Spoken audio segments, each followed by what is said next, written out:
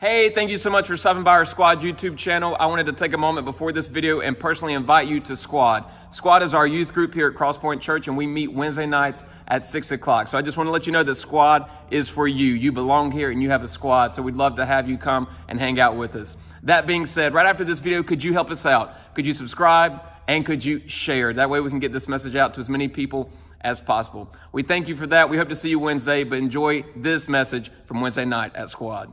Father, thank you so much for this opportunity to come together and worship who you are and what you've done for us. I thank you for each and every blessing that's represented in this room, those that are yet to come. And Father, we even thank you for the answered prayers and the ones that you have not answered.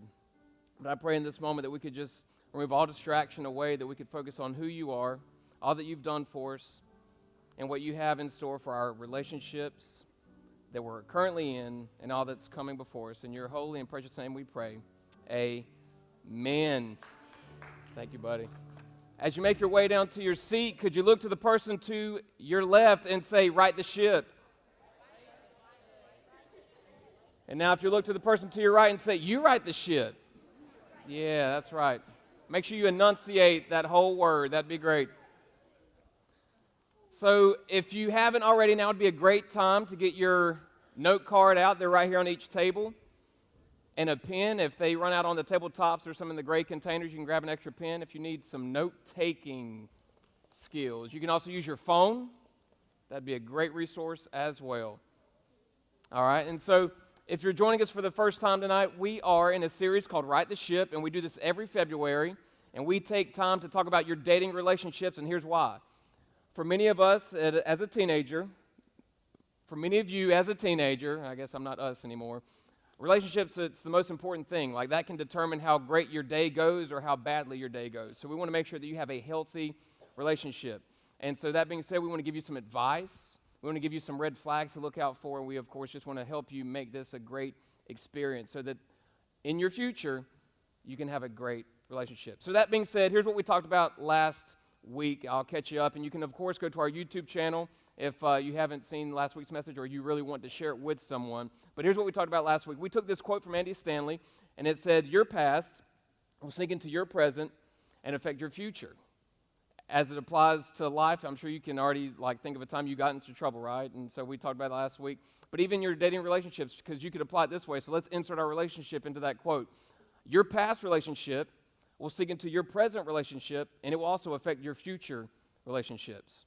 And so we summarize that by saying this right here. It's at the top of your screen. It will be on every slide. Your best future, I can't read that. I'm sorry. I got to turn over here. Your best future begins in your present. And so we want to help you make good decisions in your present for your future. All right? And so we gave you this formula last week. We said that the best me plus the best you equals the best us. And so we looked at two lists that Paul wrote about. One where you don't live with God in your life and you don't live to God's plan, not like Drake talked about, a different kind of God's plan. But we take that list, and it wasn't a good list. It was like, I don't want any of those things. And some of us maybe even looked at it and said, oh my gosh, I'm some of those things. Or the person I'm dating is a lot of those things, right? And so maybe you broke it off this week. Congratulations to you, all right? Just real quick, I want to do a quick poll. How many singles are in the room right now? Okay, keep your hand up, keep your hand up. Look around, look around. Yeah, okay. All right, now let's go ahead and put our hand back down real quick, and let's focus on Jesus. You guys, come on. I'm just kidding. So we said the best me is who we need to focus on. So we're always looking at if I could just find the right person. So we said last week that we need to focus on becoming the person you're looking for is looking for. And so we said it starts with you. You become list number 2. And then what happens out of that? You find other list number 2 who are attracted to you. So we want to do list number 2. If you don't know what list number 2 is, then go back to last week's message, but essentially it's this: accepting God into your life and living according to His calling and His will on your life, and it prospers all these great things. All right, so that was last week, and now for this week, I think tonight's message can help you in a relationship that you're currently in, especially if you've been dating for a while.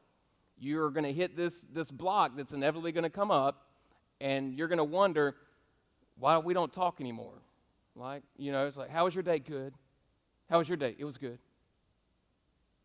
I'm going to go play Fortnite, right? So it's the end of the whole thing.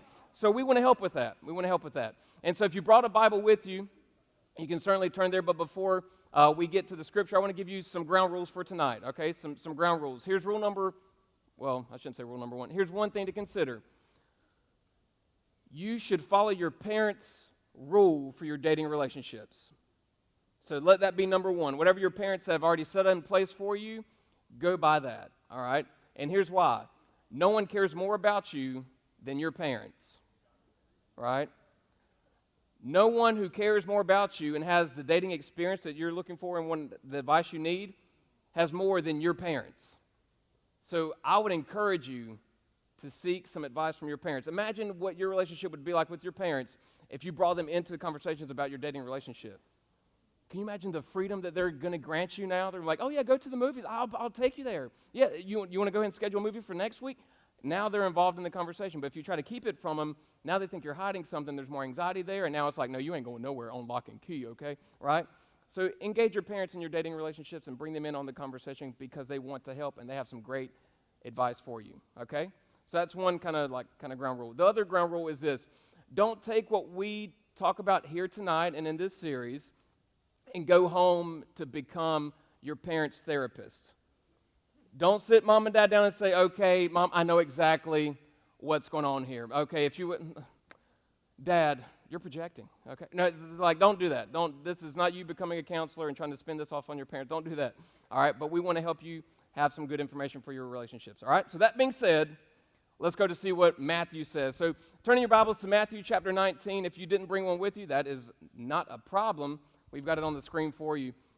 And so just to briefly set this up, Jesus gets asked a question by this group of Pharisees, which they were like Bible scholars. They understood the Old Testament. And so he gets asked this question about divorce. They were trying to trap him. And so he's saying, all right, I'll answer your question. And so here's what Jesus says to this group of people who studied the law and asked them about this relationship issue of divorce. And so here's Jesus' response. He says, haven't you read? In other words, like, don't you know? Like, you should know this, guys. Why the pop quiz? You should already know this. He says, haven't you read that at the beginning, the Creator, talking about God, made them male and female? All right, now he's pulling this from an older scripture in Genesis chapter 2. And he goes on, for this reason goes back to the fact that Adam was asleep, God created woman out of Adam's rib. And when Adam woke up, he went, whoa, man. And that's how woman got the name. I'm just kidding. That part's not true. But that's what he's talking about when he says this next part. For this reason, a man will leave his father and mother and be united to his wife. And the two will become one flesh. Now, don't miss week 4. We're going to talk a little bit more about that. That's the talk. And just to let you guys know, you can come next week. We're not going to have the talk, so let your parents know it's not the talk week. But we would like to meet with the parents after each church service Sunday the 24th.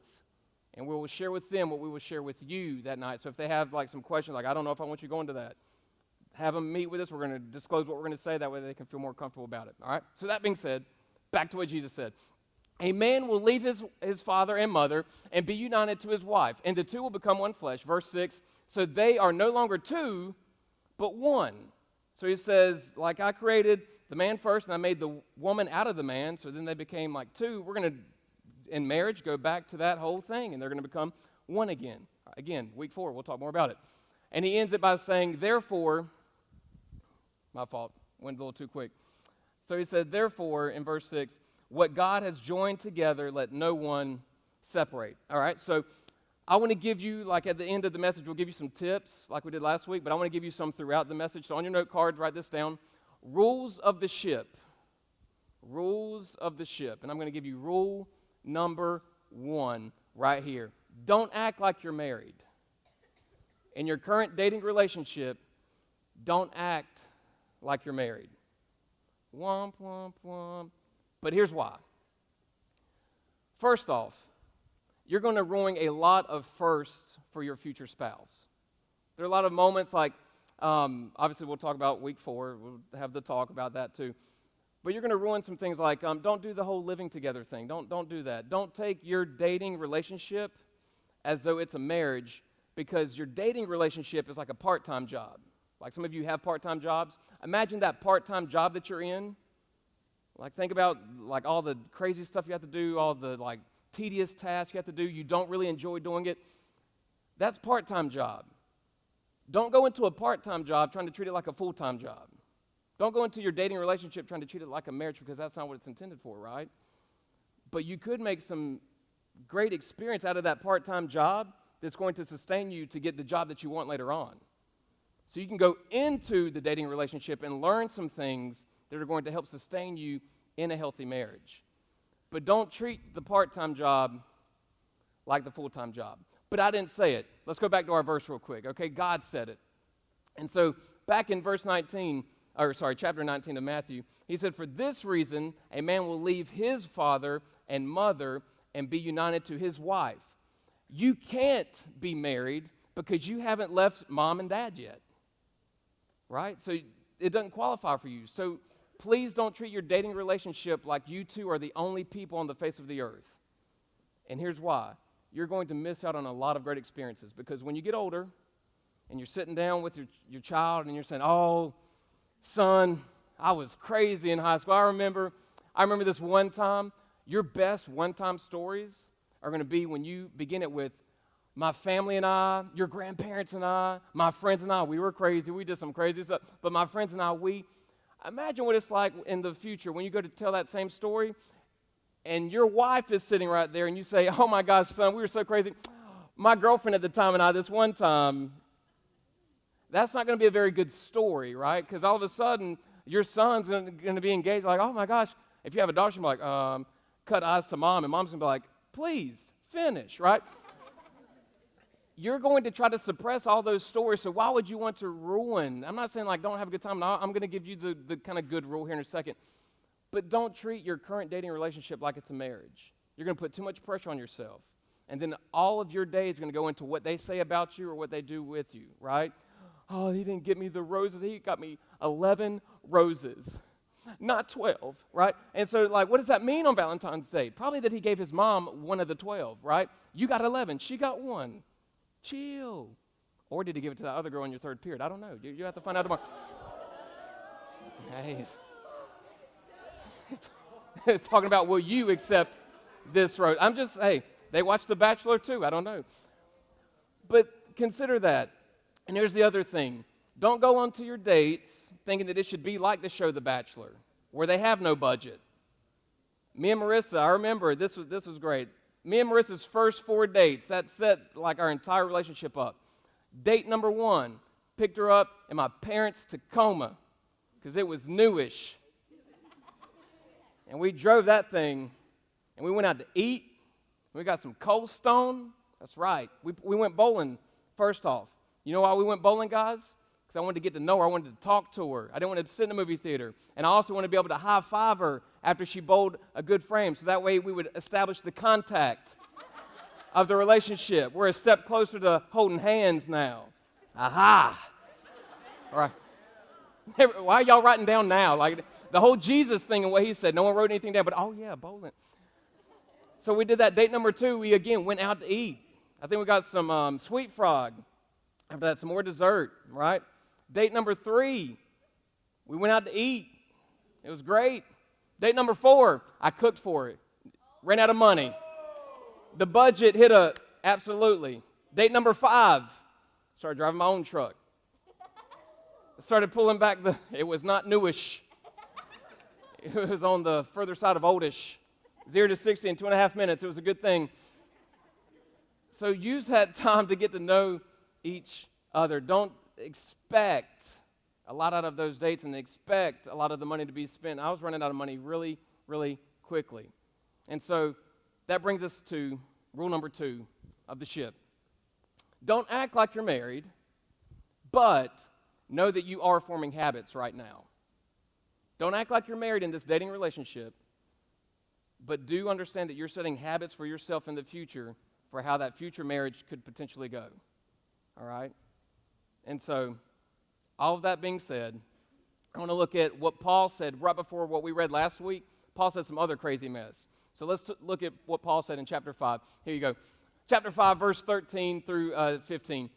He says, "You, my brothers and sisters, were called to be free," which means that you accepted Christ, you're saved, Jesus like covers your sins, you're forgiven. And many of you made that decision last night, which is great. Or not last night. Maybe you made it last night. I don't know. But last week you made that decision, so that's a great thing.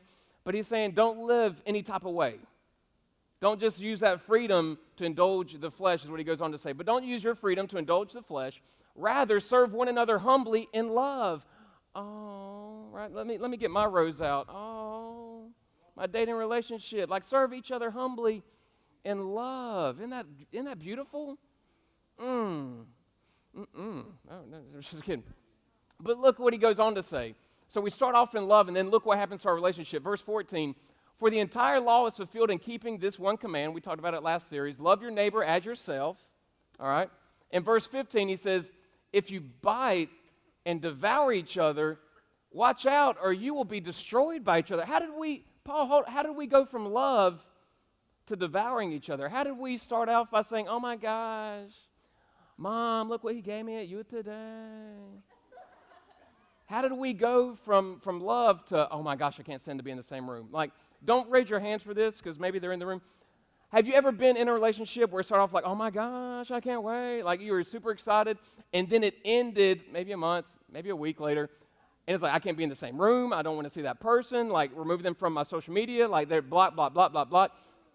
I said, don't raise your hand, but that's cool. Like, just want you to know. In case, like, the camera catches you, like, you're all of a sudden, like, yeah. But how did we get there? Paul says we start devouring each other. So how do we go from love? Like, no one goes into a relationship predicting, like, like, oh my gosh, before I tell you how awesome she is, let me just preface it with this. I think we're going to develop some trust issues about 4 months in, and it's going to end. But she's great. Oh my gosh, let me tell you about, right? I don't think it's going to go that way. So how do we get to this point? So here, check out this on the screen. Inevitably, you start off with love, and then you get to devour, and in that gap, I think it's expectations that tear us apart. I think there are some expectations that jump into your relationship, and then it turns into we don't talk anymore. We don't talk anymore. I was saving that for my illustration, but yeah, there you go. We don't talk anymore, right? So I want to like demonstrate this for you guys, but I need some assistance. Can I have 2 high school students? One male, one female, just perfect, right there. Y'all are together, that works. Yeah, give them a hand. We're about to have them dating before the end of this thing, y'all. I'm just kidding. Might have y'all say some vows while you're up here. I'm just kidding. Hey, come on up to the stage if you could. Welcome them again to the stage. Perfect. Let me move all my mess out the way. All right, Charles, if you could stand. Yeah, right there is good, man. You shadow me. It's like an eclipse all of a sudden. And Miss Schuyler, if you could stand right here. Sorry for my mess right there. All right. Not only do we have an awesome group right here, we have a softball player from Grades Creek, woo-woo. And we have the man from Jack Britt. Absolutely. And so, I want to portray it as though y'all just started dating. Now, I'm not trying to prophesy or anything. But if y'all just started dating, I want to like be the dialogue between you two, okay? And so it might go something like this. Oh my gosh, Mom, I met someone at Squad tonight. 11 out of 10, okay? But my mom, it's more than that. She's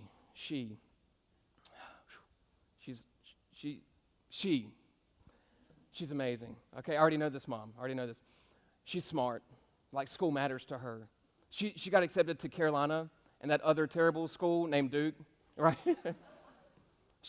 Grades matter to her. Not only grades, Mom, but family. Like, she talks about her family all the time and how they have these rituals where they eat every Sunday for lunch and dinner. Like, they go to Grandma's house, they hang out. Like, family's so important to her, and she really loves her family time and values her family time. And all of that, she loves Jesus. She loves Jesus, Mom. And so your mom, like, is super excited that you met someone at the church house, right? So she's like, oh my gosh, this is great. Because only great people come to church, right? That's absolutely. But then, on the other side of town in Grades Creek, Schuyler is like, oh my gosh, Mom, he's special. He is tall. He is dark. And he's handsome,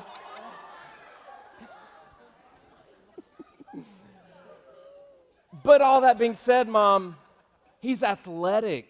He like plays football, basketball, baseball. He does it all. He's in the squad band. Like, he likes music. He's in the marching band as well. Mom, he is so talented. And he is hilarious. He is so funny. I'm always cracking up. He's so funny around his friends at the lunch table and everything. It's just amazing. I can't wait to go on our first date, right? So that's the scene, okay? That's the scene. And so they start dating for a little while, and they're super excited about all the dates going on. So I'm going to move these tickets out of the way, just something later on. But then something happens. Something happens, right? They get back home a week later, and something's coming to their relationship. And Skylar starts saying, he didn't meet me in my locker. Let's pretend that y'all go to the same school. He didn't meet me in my locker like he used to. Yeah? It's like, what happened there? Like, why wouldn't he meet me at my locker? What's going on? And not to just, but you had to get to practice. Yeah. Right? Yeah, that's right. So you had to get to practice. And so he was in a rush to get to practice because he forgot his cleats, had to go back to the car, get the cleats, and so he couldn't meet you. Why didn't you send her a text, though? You could have, like, given her a heads up, though. You know what I'm saying? And so, but anyway, like, you were in a rush, though. Your phone was in your back bag, and so you couldn't get to the car and do it all, so, and then practice started, so you can't let the team down, right? Absolutely. And so, all that being said, but guess what? She didn't come to your game. Like, she didn't get to see you play. Right? It's like, and so all of a sudden it's like, oh my gosh. But she couldn't come to your game because she had tutoring. Like, she tutors some fifth graders to help them out with school. Because remember, academics are important to her. So she's like, she got this gig on the side, and she gets money for the tutoring so that she can afford to, like, get you little Valentine's Day gifts, right? And so she's trying to make the hustle to get some money for the dating and the gift giving of the Valentine's Day and singles awareness and all that. And so she's always working, though. It's like, you get home from practice, you're like kind of tired, so then you shoot the text over and no response. And you check it, and she did read it, Skylar. So, like, what's going on? What you didn't get to see, though, is that it was during the tutoring that she accidentally hit the button to see what you said. Because she's like, oh my gosh, he called, or he sent a text. And then she kind of read it, but then it shows that she read and no reply. You were going to reply, but then all of a sudden, like, the tutoring ran over, and then you had to do some follow-up homework yourself. And then by the time you knew it, you fell asleep studying. But she didn't call you. So you wake up at 2 in the morning, you didn't plug your phone in, and then you see that there's no, like, text back, there's no phone call back. And so it's not like, I don't understand what's going on here. And then not only that, it's like, it just keeps mounting up. You said, I want more time together, right? So you wanted to spend more time together. So you got a great idea. You said, hey, squad does this breakfast thing on Tuesdays for Jack Britt. How about we meet for breakfast, right? A little breakfast, a little time together, a little God talk. That's pretty cool. 7:30 for those who don't know, at the McDonald's. And so that's a great idea, I thought. But Skylar, she values her sleep, right? She's like not a good morning person, and that just happens. And so she's like, oh no, that wouldn't work for me. See the way my sleep patterns are set up, and everything. But you know what? You tried to make some time, you know. And not only that, but guess what happened? You find out, like, you go to give her a call or something, she texts you really early one morning. You're like, oh my gosh, what are you just doing up right now? I didn't think you'd be up. And all of a sudden you realize that she went to tutoring at the same time that she could have been at breakfast. Like, she went to go get some tutoring, and you're like, oh, you could go to tutoring, but you can't meet me for breakfast and some God talk and time with me. Yeah. Meanwhile, she's wondering, like, why in the world are you always playing a sport? Like, even on the weekend, Charles, like, you're traveling around playing all these baseball games and even basketball games. It's like not even the season for it, and you're doing all this traveling. I just don't understand. And it's like, oh my gosh, I just want time together. But if you wanted time together, why didn't you come to breakfast? And it just becomes this thing. And then all of a sudden, it's like I can't even look at Skylar without seeing the expectations that are now in my way. And so now I'm behind this thinking, we don't talk anymore. And so you don't think that she values time with you, and you don't think that he values time with you, and the thing that's pulling you guys away are the same things that attracted you to each other, because you said, Charles, that you were excited about how intelligent she was, that she really enjoyed school, and that's what's been pulling her away. And you told Mom that he was tall, dark, and handsome, but athletic, and all these band competitions that pull him away, and all these sports that pull him away. But nonetheless, going into the relationship, I had these expectations of how I thought it was going to be, and now I can't even look at the person that I said I cared the most about. Like, don't you remember the rose days? But now I can see is the mounting of expectation an unmet expectation, right? Cool. Can we celebrate this power couple that's going to break this and make it through? Y'all can go back and sit down real quick. So a couple of things. Did that seem like something maybe you could relate to before? The very thing that we find attractive about the person that we're dating sometimes pulls us apart because we go into it with these expectations of how it will be, but they're unmet expectations, partly because they're uncommunicated expectations. But I want to talk to you for the next remaining couple minutes because we've got to wrap this up real quickly. Where do our expectations come from? Like, why would Skylar go into a relationship with Charles knowing very well that he has all this busy schedule stuff and thinking of how it's going to be? So where do our expectations come from? So let's check this out. Number one, your expectations will come from your family and your friends. How your parents are in a relationship together, that's going to impact you and what your perception of relationship will be. So for example, for me and Marissa going into it, we did this like a little evaluation, like who's going to decorate the house? Who's going to wash the cars? Who's going to cut the grass? Who's going to clean the house? Who's going to cook? Who's going to clean up after we cook? And I said, easy. You cook, I'll eat, and then I'll let you, like, we'll just rotate. I'm just kidding. That's a quick way to not be happy in your marriage. But let's say it this way. Let's say that I come from a house where my dad did all the outside stuff and my mom did all the inside stuff. And if you're a guy, you're like, well, that's cool, until you get to a practical level of, well, guys, it's the middle of winter. How much outside stuff is there to do when the grass isn't growing, but you still want your laundry done daily? Can I get an amen, ladies, right? So where did that expectation come from? It may have come from the way that, well, my mom did my laundry, and I just assumed that I'm not your mom, right? That's how the ladies wanted to fill in that blank there. Let's go to number two. Your expectations may come from your absorbed entertainment. What type of music are you listening to, and what are the lyrics to that song? I used to do this thing whenever I would drive an athlete home after practice. I would play whatever I wanted to play in my car, right? And then I got to where, no, I want to find out what you like to listen to. So I would say, hey, here's my phone, play a song, something you really enjoy listening to, just make sure it's the clean version. And so he would put on some A Boogie with the Hoodie, Dave East, whatever the case may be, and I was trying to learn. And so during the lyrics of the song, I would ask this athlete, I won't give a name away, I would ask the athlete, what do you think he meant right there? And I would learn some good background behind what the lyrics meant. But then I also posed this question to him, because at one point in the song, this artist referred to a female as a derogatory term, and I said, now hold up. Would you ever find yourself at a formal party, like maybe you meet the president or someone that you really admire and look up to, like insert celebrity here, would you go to them and say, oh my gosh, it is such an honor to meet you, sir? Like I'm talking to the guys right now. So guys, you're talking to another guy, oh my gosh, it's such an honor to meet you. This is and use the same term that that guy used in the song. And then turn back to the artist and say, and I would love to meet your... How is that going to go? That's a no-go. But here's the thing. If I continuously absorb that in the music I listen to, the movies I watch, and I assume that I should be able to fall in love with someone within 15 minutes of a movie, right? Because that's what I've seen, then that becomes an expectation. And now I'm depersonalized the person I'm in a relationship with, and then somehow we end up offended by one another. Because in my mind, I thought it was going to go the way I saw it on the movie. I thought I should treat you the way that A Boogie with a Hoodie talked about, track number 3. I thought that's what this would be. So now my expectation has become an offense, right? And number 3, your expectation comes from this. Number 3, your life experiences, your past relationships.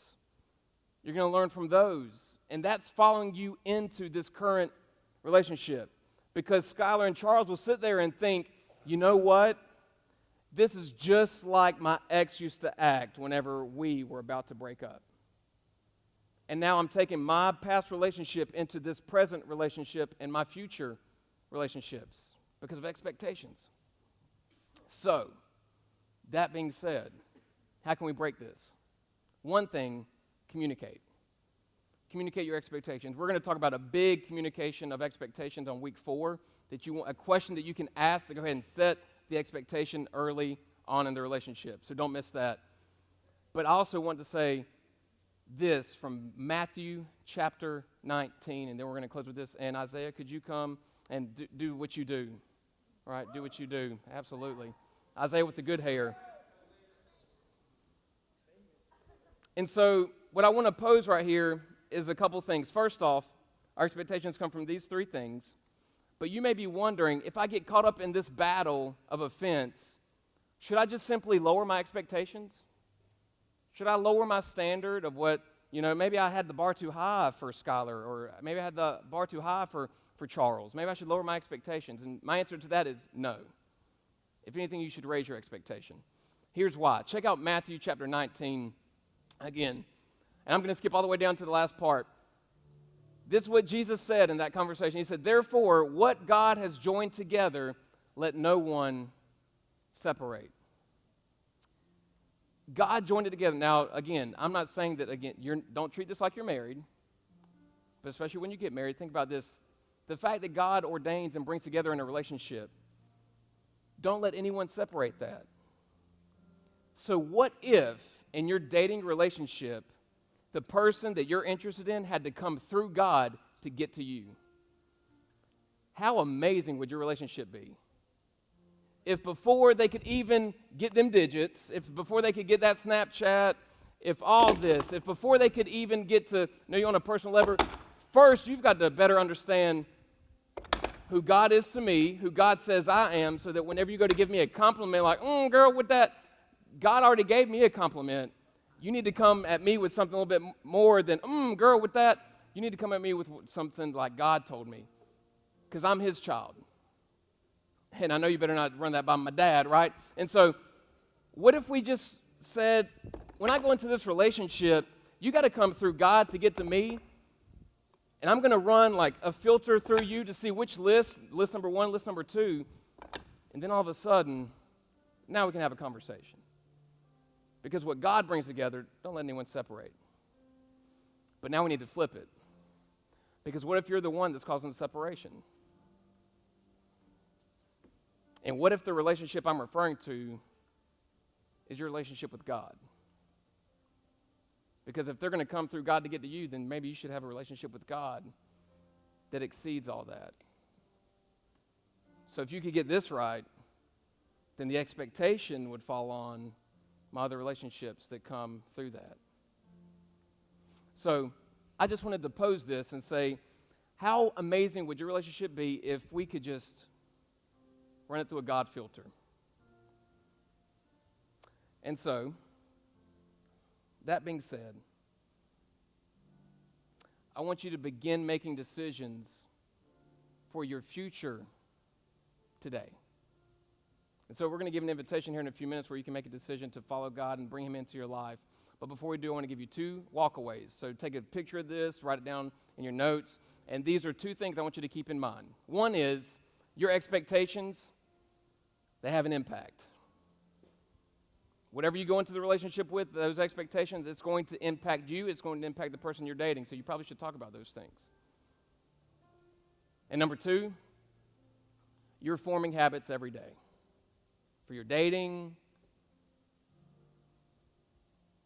for your family. Imagine how amazing it would be if you went home tonight and you had your rose in hand, and ladies, you jumped in the chair with your dad, and you said, Dad, I want to take a selfie, because tomorrow is Valentine's Day, and I want you to be the first Valentine, even if you're dating someone.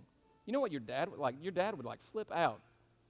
That'd be amazing. He'd be, oh my gosh, yeah, honey. Fellas, what if you went home and grabbed Mom? Mom, I want to do a selfie real quick. I want you to be my Valentine. What if you brought your parents into your dating relationship? What if you brought God into your dating relationship? And my last question for you is this, and this is like the final takeaway. What if the value that you have for your dating relationship, you treated like your relationship with God? Then how would you rate your relationships? What if you flip those two and say, you know what, God, I'm going to let my relationship with you be the first thing every day. So that being said, could we bow our heads and pray real quick?